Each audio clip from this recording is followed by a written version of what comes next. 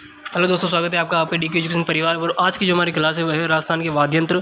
ठीक है, और ये शॉर्ट क्लास रहेगी, इसमें 20-25 क्वेश्चन है। और आखिरी के अंदर मैंने कुछ इंपॉर्टेंट बात बताने वाला हूँ आपको। एक जो भर्ती आई है राजस्थान की, उसके बारे में 5470 पदों पर। और आखिरी के अंदर ही इन सभी जो वाद्य यंत्र होते हैं, इसके 4 प्रकार होते हैं, आपको बताऊंगा मैं अभी क्लास में हम जब चलेंगे। तो इसके जो 4 वाद्य प्रकार होते हैं, उन चारों को मैंने एक्सप्लेन किया हुआ है, आखिरी के अंदर। ठीक है, तो स्टार्ट करते हैं। तो आज के हमारे पहला क्वेश्चन है कि वाद्य यंत्र के प्रकार बताइए। कितने प्रकार होते हैं वाद्य यंत्र के? तो वाद्य यंत्र के दोस्तों 4 प्रकार होते हैं। कितने प्रकार? 4 प्रकार होते हैं। और एक बेसिक क्वेश्चन है, आपको पता होना चाहिए। ठीक है, घन वाद्य यंत्र, तत्व वाद्य यंत्र, सुशीर वाद्य यंत्र, अवनद वाद्य यंत्र। अगला क्वेश्चन, निम्न में से कौन सा वाद्य यंत्र नहीं है बताइए? घन वाद्य यंत्र, तत्व वाद्य यंत्र, सुशीर वाद्य यंत्र। तो मैंने आपको भी बताया घन, तत्व, सुशीर और अवनद, तो चारों ही हैं। तो ये सभी वाद्य यंत्र है। ठीक है, सभी सही है इसमें। अगला क्वेश्चन, घन वाद्य यंत्र है मंजीरा, खड़ताल, थाली। इस प्रकार के क्वेश्चन में आपको चीज ध्यान रखनी है कि जो घन वाद्य यंत्र में, इन सभी को नोट कर लेना है ताकि आपको याद रहे कि ये सारे घन वाद्य यंत्र हैं। और भी आगे क्वेश्चन आएंगे इस प्रकार के कि घन वाद्य यंत्र, तत्व वाद्य यंत्र, इनमें जो सभी वाले ऑप्शन है उसमें आपको याद रखना है। तो इसमें भी सभी है। ठीक है, इंपॉर्टेंट। अगला अपना जो क्वेश्चन है, एक मिनट, नेक्स्ट क्वेश्चन अपना ये रहा। ठीक है, कि घन वाद्य यंत्र है, उस प्रकार का क्वेश्चन वापिस आ गया। रमजोल है, मांदल है, डमरू है, कुंडी है, इसमें कोई नहीं। तो इसमें आपको ध्यान रखना है, इस प्रकार के क्वेश्चन भी आते हैं। रमजोल जो है ये घन वाद्य यंत्र है। ठीक है, अगला क्वेश्चन, निम्न में से सुशीर वाद्य यंत्र है नागफणी, ढोलक, अपंग या कमाईचा। दोस्तों आपको बता दूं मैं, जो सुशीर वाद्य यंत्र है वह नागफणी है। कौन सी है? नागफणी। और इन सभी की विशेषता, इन सभी की ढोलक, अपंग, कमाईचा, इन सभी के बारे में आगे बताया हुआ है। ठीक है, तो आगे देखेंगे इनमें। तो सुशीर वाद्य यंत्र कौन सा है? नागफणी। अगला क्वेश्चन, सुशीर वाद्य यंत्र नहीं है। अब उस क्वेश्चन आ गया है कि नहीं है। तो देखो, हमने पीछे नागफणी पढ़ी। ठीक है, पीछे क्या पढ़ी हमने? नागफणी। पीछे हमने नागफणी पढ़ी। तो एक तो ये याद रखना है आपको, एक अलगोजा, एक घड़ और एक सितारा। ये चारों ही जो है सुशीर वाद्य यंत्र है। चंग इसमें सुशीर वाद्य यंत्र नहीं है। ठीक है, अगला क्वेश्चन, 13 ताली नृत्य में प्रयोग किए जाने वाला वाद्य यंत्र कौन सा है? वाह, 13 ताली। ठीक है, जैसलमेर संबंधित है। और तो आपको बता दूं मैं, 13 ताली नृत्य के अंदर ढोलक, खड़ताल, कोई नहीं, मंजीरा। ठीक है, इसका प्रयोग किया जाता है, मंजीरे का। अगला क्वेश्चन, वीर घंटा वाद्य यंत्र की बनावट कैसी है? तो ये तो आपको पता होगा, अगर आपने पहले भी किसी चीज़ की तैयारी कर रहे हो आप, तो ये बेसिक चीज़ें आपको आनी चाहिए। ठीक है, घड़ियाल जैसी। अगला क्वेश्चन, वीर घंटा वाद्य यंत्र है बताइए, तत्व, घन, अवनद या कोई नहीं। तो वीर घंटा वाद्य यंत्र जो है वो घन वाद्य यंत्र है। ठीक है, कौन सा? घन वाद्य यंत्र। वीर घंटा या फिर एक घंटा वाद्य यंत्र भी होता है वीर घंटे के अलावा, वो भी ये घन वाद्य यंत्र ही है। ठीक है, अगला क्वेश्चन, अपंग वाद्य यंत्र है बताइए। अपंग क्या है? अपंग तत्व वाद्य यंत्र है, सुशीर वाद्य यंत्र है, घन वाद्य यंत्र है। बताइए अपंग कौन सा? तो अपंग आपने पढ़ा होगा, अगर आप एक अपंग आता है, एक आता है बपंग। ठीक है, क्या आता है? एक बपंग। तो ये अपंग, बपंग, जो भी है ना, ये तत्व वाद्य यंत्र है। कौन से?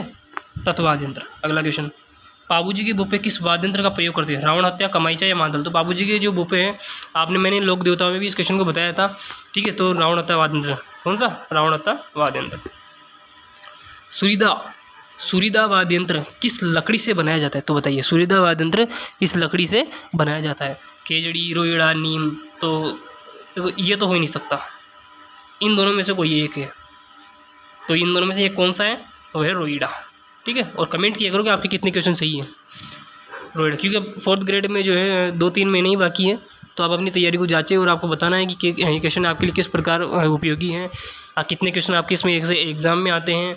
ठीक है, सारी चीज़ें, क्योंकि ये चैनल शुरू करने का उद्देश्य आप लोगों के लिए ही है। तो अगला क्वेश्चन, झाझा वाद्य यंत्र बताइए क्या है? झाझा वाद्य यंत्र घन वाद्य यंत्र है, तत्व वाद्य यंत्र है। ये जो झांझा वाद्य यंत्र है ये घन वाद्य यंत्र है। कौन सा? घन वाद्य यंत्र। और ये मंजीरे के समान होता है। किसका? मंजीरे के समान। आपने मंजीरा देखा होगा, मंजीरे के समान होता है, परंतु मंजीरे से बड़ा होता है और शेखावटी क्षेत्र में प्रचलित है। ठीक है, कच्ची घोड़ी नृत्य में भी इसका यूज किया जाता है। अगला क्वेश्चन, रावलों की रम्मत के लिए प्रसिद्ध है। तो रावलों की रम्मत के लिए अपंग, बपंग, मादल नहीं, रवाज, ये प्रसिद्ध है। ठीक है, अगला क्वेश्चन, बम वाद्य यंत्र। बम वाद्य यंत्र अलवर भरतपुर क्षेत्र का। ठीक है, मेवात वाले क्षेत्र का। इसमें अलवर मुख्य रूप से आता है, अलवर आता है, भरतपुर आता है। ठीक है, भरतपुर, अलवर, भरतपुर, ये क्या है, थोड़ा मोबाइल पे थोड़ी लिखने में थोड़ी परेशानी आती है इसलिए, ठीक है। तो बम वाद्य यंत्र, तत्व वाद्य यंत्र कौन सा है ये? तो दोस्तों बम वाद्य यंत्र जो है ये है सुशीर घन वाद्य यंत्र, तत्व वाद्य यंत्र, अवनद वाद्य यंत्र। तो दोस्तों ये है अवनद वाद्य यंत्र, ठीक है। और अवनद वाद्य यंत्र को इसमें से आपको पता चलिए अवनद वाद्य यंत्र। और बम वाद्य यंत्र किस क्षेत्र में प्रचलित है? तो आपको पता है अलवर भरतपुर मेवात वाले क्षेत्र में प्रचलित है, ठीक है। अगला क्वेश्चन, शेखावटी क्षेत्र में चंग नृत्य पर किस वाद्य यंत्र का प्रयोग किया जाता है? बताइए, शेखावटी क्षेत्र में चंग नृत्य पर किस वाद्य यंत्र का? तो इससे आपने अंदाजा लगा लिया होगा, चंग नृत्य पर चंग वाद्य यंत्र का प्रयोग किया जाता है, ठीक है। अगला क्वेश्चन, नड वाद्य यंत्र है, पीछे वाले क्वेश्चन की अपनी बात सुनी। नड वाद्य यंत्र है, बताइए तत्व वाद्य यंत्र है, घन वाद्य यंत्र है, सुशीर है, या इनमें से कुछ? तो दोस्तों ये सुशीर वाद्य यंत्र है, ठीक है। और मैं माफ़ी चाहूँगा कि आपको थोड़ा डिस्टर्बेंस हो, क्योंकि मेरे पास ऐसी कोई लोकेशन नहीं है जहाँ बैठ के मैं आपके लिए क्लासें तैयार कर सकूँ, ना मेरे पास कोई स्टूडियो है। आपको पता है हमने नया चैनल शुरू किया है अभी, और आप लोगों के हित में, आप लोगों के लिए किया है।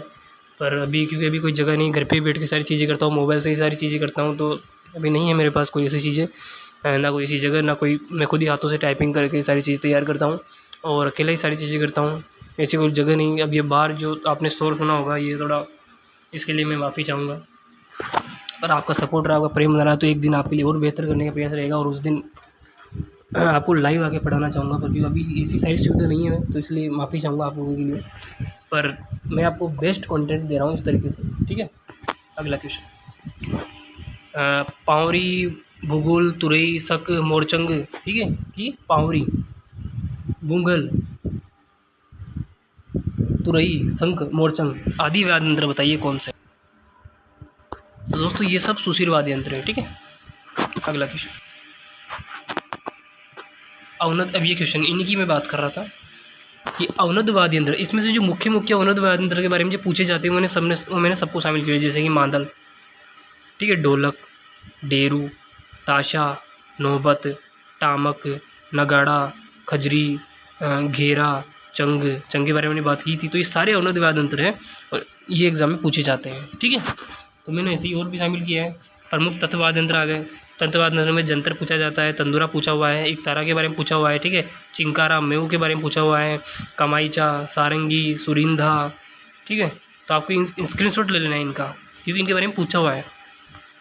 प्रमुख घन वाद्य यंत्र है थाली, ठीक है, झारनी, हाकल, हाकल को साकल भी कहा जाता है, ठीक है, वीर घंटा, घंटा, टोकरिया, खड़ताल, टकोरा, डाडिया, लेजिम, गारसिया। तो इसमें से जो मुख्य रूप से, इसमें से भी जो इम्पोर्टेंट है, एक तो हाकल, एक खड़ताल, और एक ये क्या नाम है इसका, वीर घंटा। ये एग्जाम में पूछा हुआ है, ठीक है। अगला क्वेश्चन, तो थैंक्स फॉर वॉचिंग। 22 क्वेश्चन थे, और फिर से एक बार माफ़ी चाहूँगा कि बीच में आपको जो शोरगुल हुआ, डिस्टर्बेंस हुआ उसके लिए, पर बस माफ़ी चाहूँगा, सॉरी। और आगे से आपकी क्लास में कोई ऐसा कोई परेशानी नहीं आए, इसके लिए मैं कोशिश करता रहूँगा। और इस चैनल पर आपको ये कला संस्कृति के 4 या 5 टॉपिक और बाकी हैं, ये पूरे होते ही हिस्ट्री की क्लास मिलेगी एमसी के रूप में। उसके बाद फिर जैसे देखिए आगे क्या शेड्यूल रहता है, ठीक है। मगर आप इन क्लासों को देखकर मैं आपको इतना विश्वास दिला सकता हूँ कि एग्जाम में आपको 100% क्वेश्चन मिलेंगे। आप 4th ग्रेड का दे लीजिए, राजस्थान का जीके से रिलेटेड कोई सा भी एग्जाम दे लीजिए अभी जो, और ये 4th ग्रेड की एक और भर्ती है, एक और भर्ती आई है 5470 पदों पर, ठीक है, 5470 पदों पर आई है, और 5470 पद कम नहीं होते, ठीक है, 5600। इसके बारे में मैंने अलग वीडियो बनाया हुआ है, आप वो देख सकते हो, ठीक है। और ये राजस्थान उच्च न्यायालय की भर्ती से उच्च न्यायालय ही करवाता है। 10वीं लेवल की भर्ती है, लेवल 1 की भर्ती है, ठीक है। वेतन भी अच्छा खासा है, जिस प्रकार 4th ग्रेड का वेतन है वही सेम वेतन इसी के अंदर है, ठीक है। पर सिर्फ बस फर्क इतना है कि इसे राजस्थान उच्च न्यायालय ही करवाता है ये भर्ती को, ठीक है।